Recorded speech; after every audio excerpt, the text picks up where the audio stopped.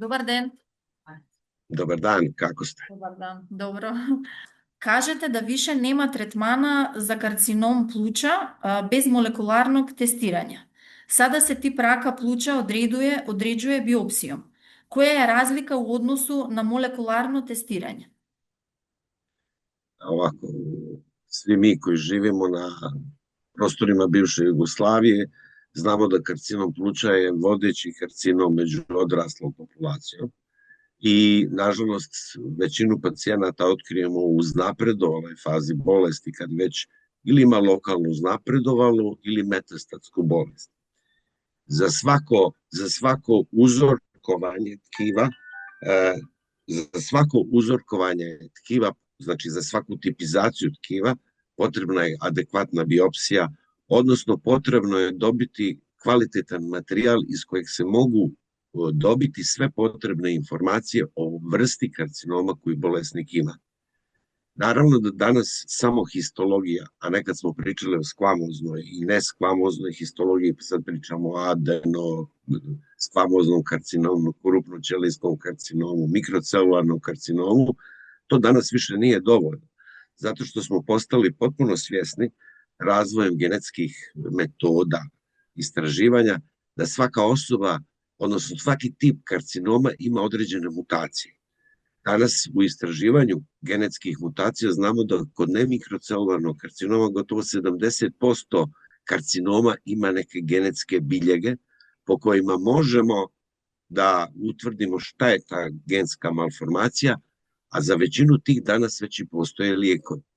Hoću da kažem, za svaki karcinom, pored histologije koja se dobija ili na operativnom materijalu, ili biopsijama, ili bilo kakvim drugim uzorkovanjem, neophodno je uraditi molekularna testiranja, genetska testiranja, da bi znali tačno koja vrsta lijeka treba za taj karcinom. Mi to u žargonu zovemo ciljana terapija, jer za tačno genetsku mutaciju koja postoji, već se određuje i terapija i danas već u svim zemljama ima dostupno dovoljno te ciljane terapije. Ako se radi recimo o genetskoj mutaciji koja pogađa epidermoidni faktor rasta, danas na prostorima bivše Jugoslavije, pretpostavljam i u Makedoniji, da je dostupni inhibitori tirozin kinaze koji su ciljana terapija za tu vrstu genetskog poremećaja. Takođe za ALK genetske mutacije isto dostupni su lijekovi ALK inhibitori prve, druge i treće generacije, za ROS, za ENTREK. Posebno poglavlje predstavlja imunološka terapija. Znači, ako nema nikakvu genetsku mutaciju, a ima ekspresiju PDL receptora, onda je pogodan taj bolesnik za imunološku terapiju. Danas liječenje karcinoma pluća predstavlja svakodnevnu križaljku koju moramo da riješimo kad je u pitanju svaki bolesnik pojedinačno, jer naprosto bez toga nema adekvatnog odabira terapije i sami time nema dovoljno učinka u liječenju. Otkako se primjenjuje ovaj moderni način liječenja pacijenata sa karcinomom pluća, vi znate da karcinom pluća je bila praktično bezizlazna bolest.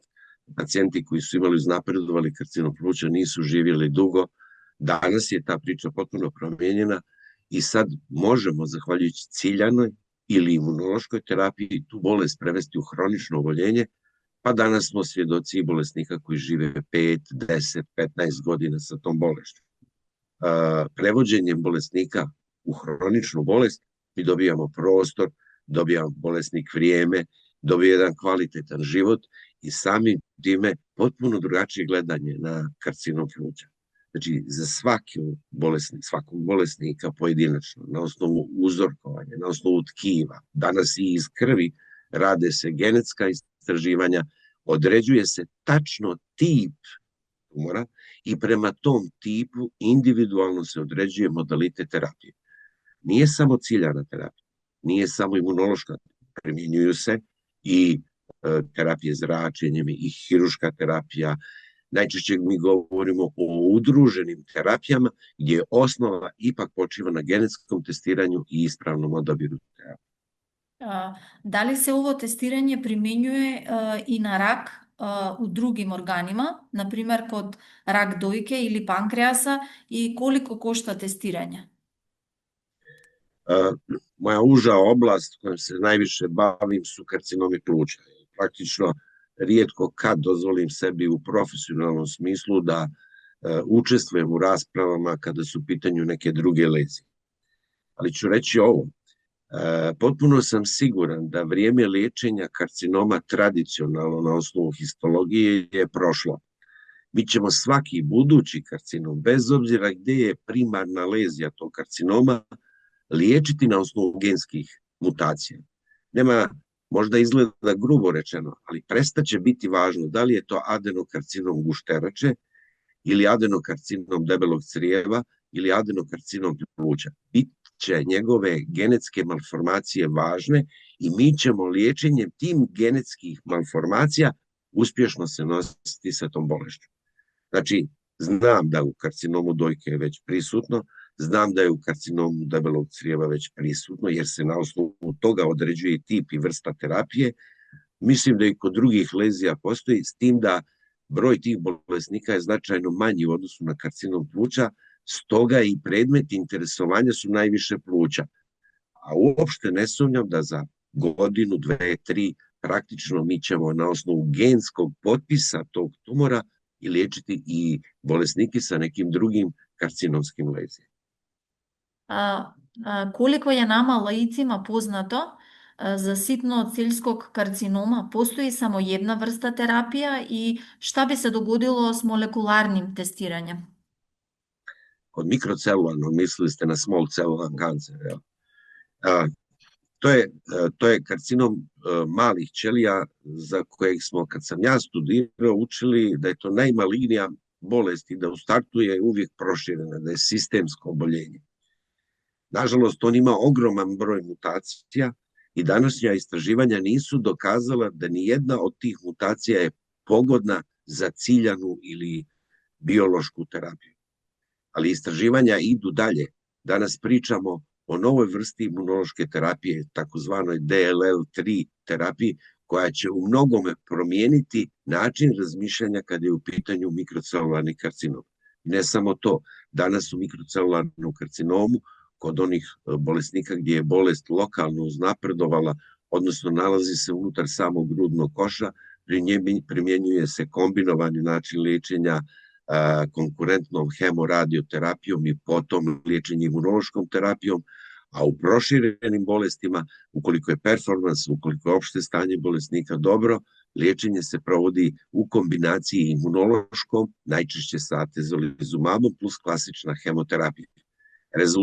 Početni rezultati liječenja tih bolesnika nas ohrabruju i siguran sam da u narednom periodu i u mikrocelularnom karcinomu će se dobro pozicionirati neki novi vid imunološke ili ciljane terapije, s tim da treba reći da istraživanja u mikrocelularnom karcinomu nisu dosegnula još uvijek nivo kao u nemikrocelularnim karcinomima pluća.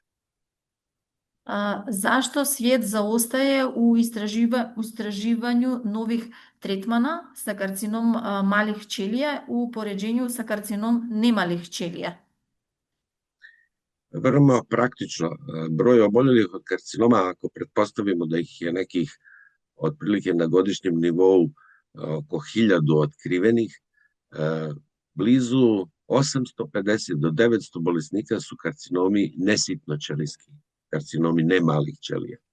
Zbog toga je predmet interesovanja bio puno veći u nesitnoćelijskom karcinomu, jer je on daleko češći, daleko se češće javlja u populaciji, čest je i kod mladih osoba, nepušača, u ranoj životnoj dobi često se manifestuje sa ranim metastazama u sam centralni nervni sistem i zbog toga je veće interesovanje bilo. To je vrlo praktično. Istini, teško je kod mikrocelularnog karcinoma koji ima neograničen broj mutacija odrediti jednu sigurnu mutaciju koja će biti pogodna za terapiju. Znači, on je sa velikim brojem mutacija i zbog toga još uvijek nema dovoljno rezultata u ciljanoj terapiji za sitnoćelijski, odnosno karcinom tih malih ćelija, kako vi kažete. Doktore, kakvo je vaše mišljenje o mRNA vakcini koja se razvija u Rusiji za nesitnoćelijski rak pluća? Ja mislim da je to budućnost. S tim da to riječ vakcina nije baš najbolja. Kad kažemo vakcina, mislimo na vakcinu koja će se masovno primjenjivati među stanovništvom. To nije vakcina koja je pogodna za svakoga. Vakcina se individualno pravi za svakog pojedinca pojedinačno. Znači, otkrije se genetska malformacija, genetska greška u našoj dezoksiribonukleinskoj kiselini, tamo gdje je došlo do poremećaja gena, vakcinom se pokušava, mikro-RNK vakcinom, da se reparira to oštećenje i zaustavi proces proliferacije, odnosno nastajanja karcinoma. Znači, nije moguće da se ista vakcina primjenjuje za različite osobe, nego je to individualna vakcina i zato je tako jako skupa, jer se razvija za svakog pojedinca pojedinačno. Početni rezultati istraživanja u Rusiji, što sam imao priliku i da vidim, ili istraživanja u Njemačkoj, koja su vrlo slična, pokazuju ohrabrujuće rezultate. Za sada vrijeme koje je potrebno za izradu takve individualne vakcine traje minimalno nekoliko mjeseci, ja mislim čak i 6, a aplikacija, odnosno vakcinacija protiv karcinoma traje također oko 6 mjeseci. Naravno, ovo su podaci koji su meni dostupni iz članaka, iz nekakvih naučnih časopisa, ličnog iskustva sa mikro-RNK vakcinom za karcinom pluća naravno još uvijek nemamo, jer je to enormno skupo i nije bilo mogućnosti da bilo kojeg bolesnika sada počnemo liječiti na takav način. Ali sam ubijeđen da mikro-RNK koja se ekstremno razvila za vrijeme COVID-a, koja pokazuje mogućnosti, neslučajne mogućnosti mikro-RNK vakcine, bit će komercijalizovana i pogodna za izradu za svakog pojedinačnog bolesnika, jer je to njegova lična vakcina. Znači, ne može vakcina koja je urađena za mene da bude prihvatljiva za nekog drugog, jer on ima drugačiji genetski kod, a svi smo različiti i zato je to skupo i sporo. Sporo, ali ja se nadam da će u skorašnje vrijeme vjerovatno se desiti i da to postane puno dostupnije i da veći broj pacijenata ne bude samo eksperimentalno, nego i klinički potvrđen. Možete li nam reći da li sada, 5 i više godina nakon izbijanja epidemije plućne bolesti COVID-a, zna zašto je virus doveo do masovne plućne embolije? COVID je nije samo ostavio je, nažalost, i brojne preminule za sobom, ostavio je jedan razoren sistem i pokazao sve naše slabosti u zdravstvenim sistemima i kako smo mi ranjivo čovječanstvo, da je jedan mali virus koji se proširio planetarno, praktično je paralisao cijeli svijet. Promjene na plućima koje viđamo kod bolesnika koji su imali COVID su najčešće u obliku fibroze. To su tračci u plućima koji su fibrozirali usled te upale ili mikroembolizacije sitnih krvnih sudova koji su nastajali tokom korone, odnosno infekcije COVID-a, i ostavljali su posljedice na sama pluća u obliku fibroza. A fibroza, ukoliko se razvije u pravom obliku, ona praktično izgleda kao da je pluće zamotano u žicu, nema dovoljno prostora da se širi i skuplja i takvi bolesnici imaju osjećaj gušenja, stezanja, vrlo loše tolerišu fizički napor i vrlo brzo propada im plućna funkcija, zatim kardiološka funkcija desnog srca i to su bolesnici koji su praktično vrlo često u bolnicama i nažalost sa dosta neizvjesnom perspektivom.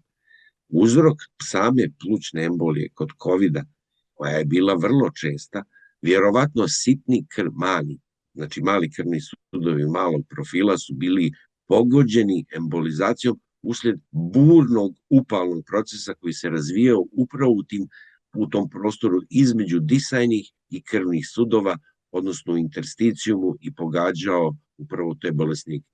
Zašto kod bolesnika sa COVID-om nije bilo moguće sve bolesnike adekvatno ventilirati klasičnom ventilacijom? Jednostavno, taj zadebljali zid između kapilara i krvnih sudova, odnosno taj prostor kroz koji se prenose gasovi, kiseonik u krvotoka, ugljen dioksid iz krvotoka u pluća, je toliko bio zadebljao da je bilo uzaludno i ventilirati takve bolesnike, jer ventilacija je dovodila samo do prepreke u obliku jednog tvrdog zida kroz koji gasovi nisu mogli proći. To je patofiziološki mehanizam koji je doveo do stradanja velikog broja bolesnika. A unutar tog intersticijuma, odnosno tog malog prostora, je i embolizacija. Krvni sudovi su često zatvarani. Kažemo embolizacija, mi u kliničkoj praksi najčešće mislimo na masivne plućne embolije koje su vitalno ugrožene. Međutim, sitne embolizacije, pod embolizacija tokom COVID-a ili kod sklerodermije ili kod reumatoidnog artritisa, takođe jako oštećuju pluća i dovodi do fibroze. Tu je nastao čitav problem i verovatno taj problem će trajati dugo do neke slične epidemije ili nekakvu slične, ili ne daj Bože da se ponovi nešto slično, jer je pokazalo, evo ponovit ću ponovo, svu našu ranjivost i slabost za vrijeme tog COVID. Da. Kakva je post-COVID situacija u vezi s plućnim bolestima? Postoje li posljedice po zdravlje pluća u široj populaciji? Nisu svi bolesnici koji su imali COVID ostavili tragove na plućima. Samo jedan manji dio njih javljaju se bolesti poput fibroze, ovo koje upravo što sam objašnjavao. Ta fibroza je direktno smanjuje respiratornu površinu, smanjuje mogućnost da se adekvatno pluća ventiliraju, jednostavno plućna funkcija dramatično opada i takvi bolesnici se viđaju. Ima bolesnika koji su pogođeni na drugi način, neki su imali neke zahvaćene i druge organe i vidimo da bolesnici posle COVID-a neki imaju i jako oslabljenu srčanu funkciju, neki pokazuju određene znake zaboravnosti i sve, ali to je predmet istraživanja i ja ne mogu sa sigurnošću da kažem koliki je taj broj bolesnika. Ono što se tiče plućnih bolesnika, vidimo da u post-COVID eri imamo značajno veći broj bolesnika sa fibrozama pluća nego što smo imali prije COVID-a. Kakvo je vaše mišljenje o mRNA vakcinama protiv COVID-a? Da li vaša svakodnevna praksa pokazuje da postoji korelacija između ovih vakcina i razvoja karcinoma u opštoj populaciji? Ne, to nije tačna tvrdnja. I sam sam vakcinisan 3 puta sa mikro-RNK i s obzirom da mikro-RNK razvijamo i za karcinom pluća ili neke druge bolesti, ja sam potpuno siguran da mikro-RNK vakcina koja je za vrijeme COVID-a ipak je spasila brojne živote.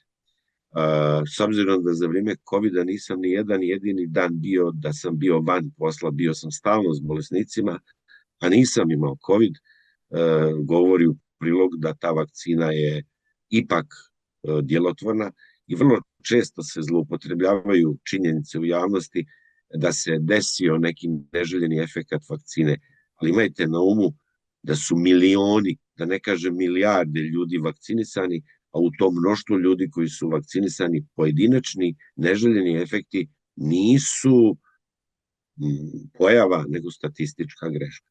Stvarno mislim da je mikro-RNK vakcinacija budućnost i za COVID ili nešto slično COVID-u, a malo prije smo pričali mikro-RNK vakcina i protiv karcinoma pluća, a danas se priča i o nekim drugim bolestima, spominje se sve češće dijabetes i sve, jer su to bolesti koje su nastale genetskim malformacijama. Cilj je mikro-RNK da popravi genetsku, da reparira genetsku grešku i time otkloni mogućnost nastanka oboljenja. Da.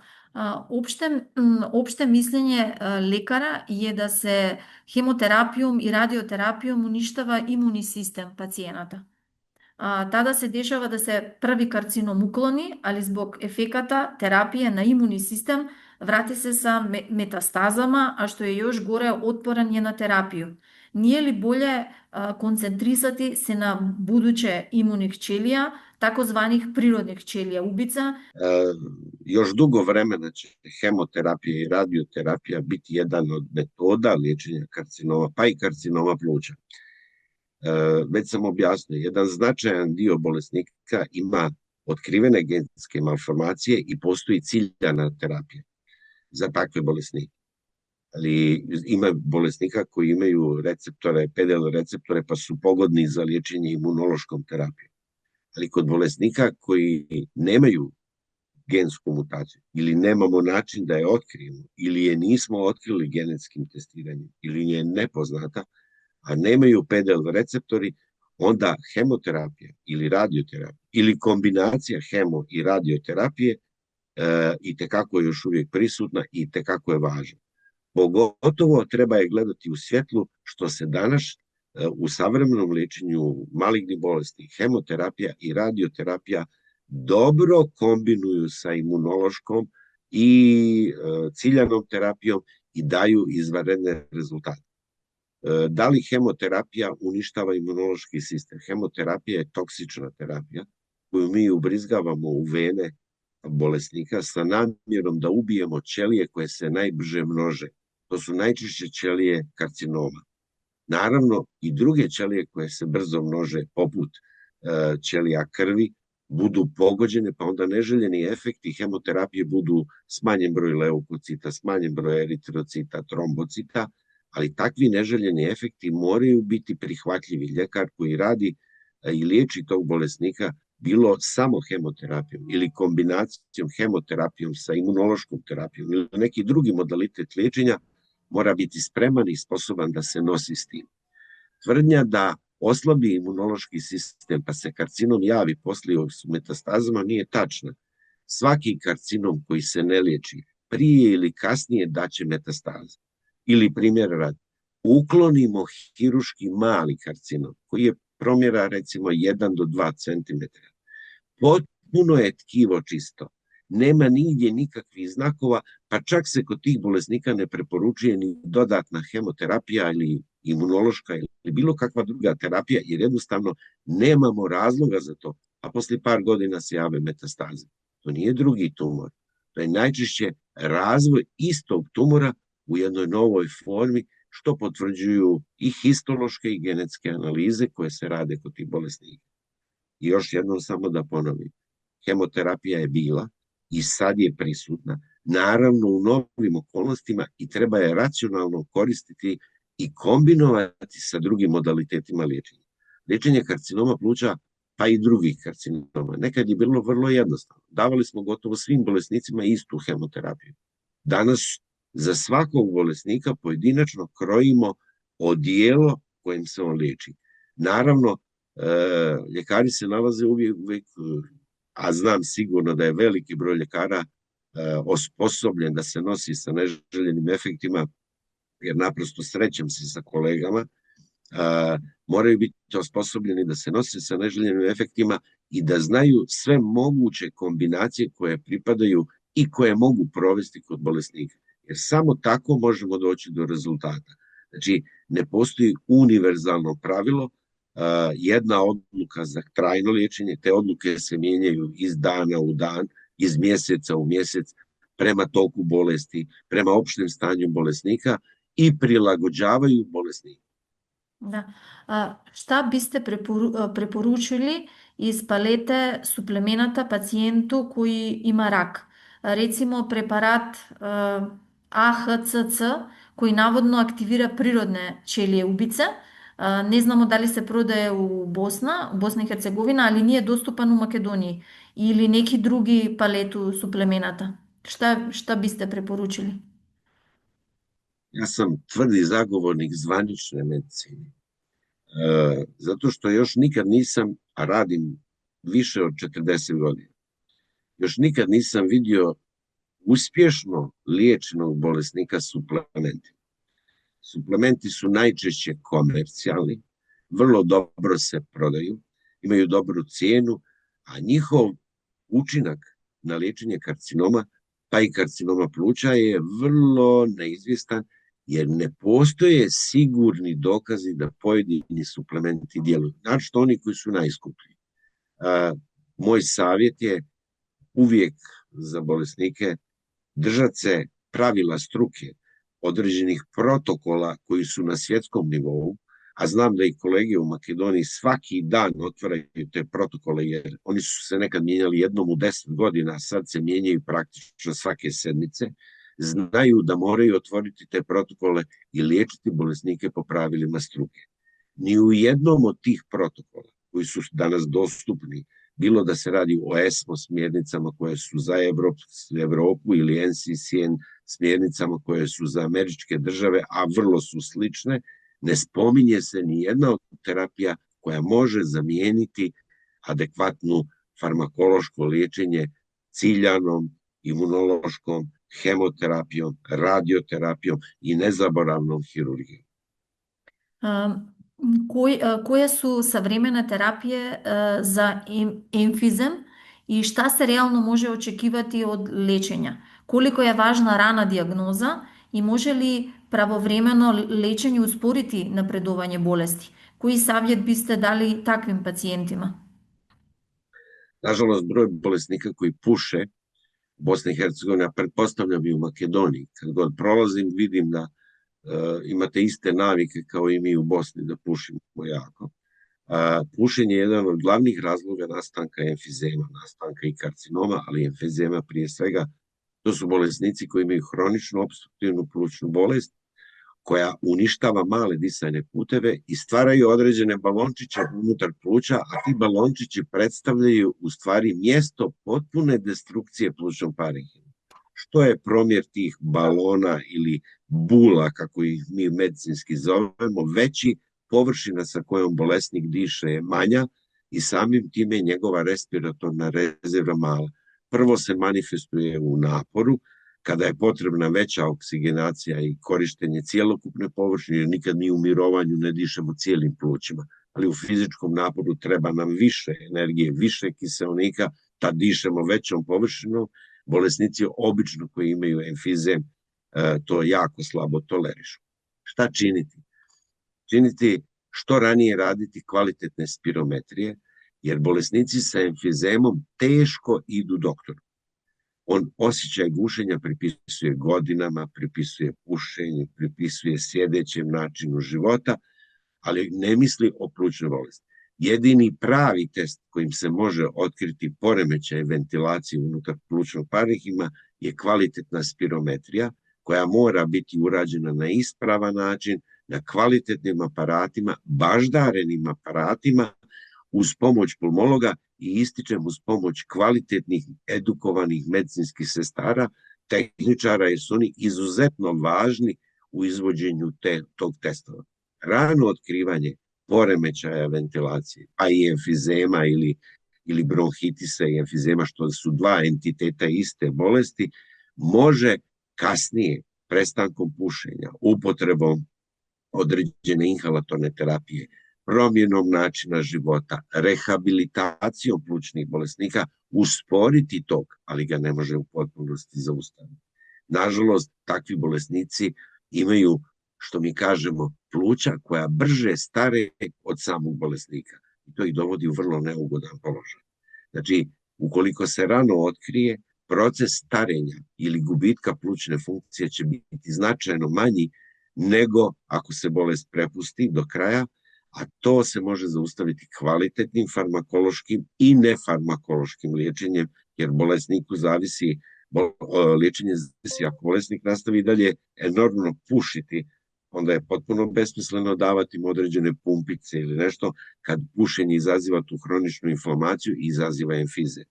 Znači, mijenjati navike bolesnika, jačati respiratornu muskulaturu kroz rehabilitaciju, iskašljavati veću količinu sekreta i dovesti bolesnika uz kvalitetnu farmakološku terapiju se može značajno usporiti bolest. Da se zaustavi, nisam siguran da je moguće. Koliko tačne mogu biti stručne prognoze o progresiji bolesti i kako se one prave? Koliko je procjena subjektivna? Dobro, bolesnici, prvo, dijagnostika hronične opstruktivne plućne bolesti počiva na subjektivnom doživljaju pacijenta, na simptomima koje on ispoljava i naravno na procjeni plućne funkcije koju radimo spirometriju. U praćenju bolesnika, odnosno praćenja terapijskog učinka kod bolesnika koji ima hroničnu opstruktivnu plućnu bolest, vrlo je važno pratiti simptome koji se ocenjuju kroz validirane upitnike koji su dostupni svima u pulmologiji i svima u porodičnoj obiteljskoj medicini koji se sreću sa bolesnicima koji imaju hroničnu opstruktivnu plućnu bolest. Kroz taj upitnik bolesnik sam iskaže simptome, ti simptomi se boduju i ta bodovna skala utiče na procjenu težine bolesti. Drugi vrlo važan test ili marker ili kako god zvali u procjeni hronične opstruktivne plućne bolesti, to je broj egzacerbacija tokom godine. Dana kada se taj bolesnik osjeća loše zbog poteškoća, zbog izraženijeg lošeg disanja, osjećaja zamaranja, iskašljavanja gustog sadržaja. Mi u toku praćenja bolesnika sa hroničnom opstruktivnom plućnom bolešću naravno ponavljamo plućne funkcije, jer je vrlo važno vidjeti da li forsirani ekspiratorni volumen u prvoj sekundi i dalje padao sa vrijednostima ili on polako počinje da se stabilizuje. Ako progresivno pada forsirani ekspiratorni volumen ili ljekar nije izabrao adekvatnu terapiju ili bolesnik ne uzima adekvatnu terapiju ili jednostavno ne postoji dovoljno razumijevanja jer je to bolest koja jako zavisi od discipline pacijenta i strpljenja ljekara u liječenju tog bolesnika. Naravno, rehabilitacija i sve ostalo. Znači, simptomi, broj egzacerbacija i procjena plućne funkcije, naročito praćenje forsiranog ekspiratornog volumena u prvoj sekundi je jedan od ključnih znakova. Ako ne propada plućna funkcija, onda je to dobar terapijski znak. Dobro, и последното прашање, дали престанак пушење има смисла и за пациенте кои имаје веќе диагностицирана болест? Кои savjet дајете страственим пушачима кои имају тешко престати, али кои веќе имају озбилну диагнозу? Obično teško je prestati onima koji nisu dobili teške dijagnoze. Bolesnici koji imaju, recimo dobiju karcinom pluća, u prvoj fazi boravka sa ljekarom oni imaju osjećaj griže savjesti jer smatraju da su značajno doprinijeli razvoju tog karcinoma konzumirajući veće količine cigareta. Ta faza prolazi, ali ostavlja vrlo negativne posljedice po bolesnike. Bolesnici sa hroničnom opstruktivnom plućnom bolešću, bolesnici sa aterosklerozom, bolesnici koji su skloni moždanom udaru, bolesnici koji su skloni kardiovaskularnim incidentima, infarkta, nestabilne angine pectoris, s poremećajima srčanog ritma, dijabetesa, to su sve bolesnici koji se češće javljaju među pušačima. Stoga je savjet vrlo jednostavan. Treba učiniti sve što je moguće da se prestane pušiti. Koliko god to izgledalo i već puno puta ponavljano, u stručnoj i zvaničnoj medicini ne postoji ni jedan jedini članak koji pokazuje neku korist od pušenja. Prema tome, svi mi zajedno, i koji puši i koji ne puše, moramo raditi na tome da se broj pušača smanji. Nažalost, Bosna i Hercegovina, mislim i Makedonija i Srbija i sve ove zemlje koje su takozvani Zapadni Balkan, kako to političari kažu, još uvijek imaju stopu pušača gotovo 50%. Znam za Bosnu i Hercegovinu da je incidenca negdje 46%, to je veliki procenat, recimo u odnosu na Švedsku koja ima 6%. Naravno da je u Bosni i Hercegovini sa tako visokom incidencom pušača i broj respiratornih oboljenja, broj karcinoma, broj aterosklerotičnih promjena, broj infarkta, plus stres, plus rat, plus neimaština, plus sve to zajedno multiplicira rizike. Prema tome, pušenje treba prestati. Toliko. Hvala.